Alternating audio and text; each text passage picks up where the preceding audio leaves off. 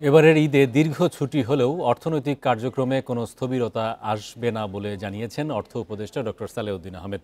সকালে সচিবালয়ে সরকারি ক্রয় সংক্রান্ত উপদেষ্টা পরিষদের বৈঠক শেষে একথা জানান তিনি।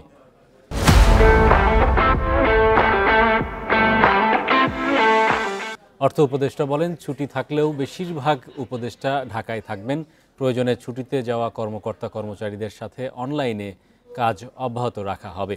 এর আগে স্বরাষ্ট্র মন্ত্রণালয়ের সচিব নাসিমুল গনি বলেন, ঈদে সবার নিরাপত্তা নিশ্চিতে মাঠে থাকবে পুলিশসহ আইন শৃঙ্খলা রক্ষা বাহিনী। এরই মধ্যে বিভিন্ন টার্মিনালে নিরাপদ ঈদযাত্রা নিশ্চিতে সব ব্যবস্থা নেওয়া হয়েছে। ঈদের ছুটিতেও সব বাহিনীর সদস্যরা সতর্ক অবস্থানে থাকবে। সব থানার কার্যক্রমও স্বাভাবিক থাকবে।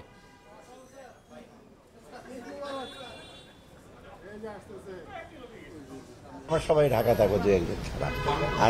আর সচিবটা যদি বাইরে যায়ও, দেশে থাকলে তো অসুবিধা নয়, বিদেশে গেলে আমরা জুমের মাধ্যমে ইচ্ছে করি। সেটা আমি ওয়ার্ল্ড ব্যাংকে থাকতে ওগুলো অনেকগুলো মিটিং করেছি, সেগুলো অসুবিধা হবে। হাইওয়ের জন্য এক্সট্রা ভিজিলেন্স নেওয়া হয়েছে। আমাদের হাইওয়ে পুলিশ সচল আছে, যাদের গাড়ি আছে তারা খুব আরামে যেতে পারবেন, যাতায়াত করতে পারবেন। যারা কি বলে বাসা বাড়িতে আছেন তারাও ইনশাল্লাহ নিরাপদ থাকবেন।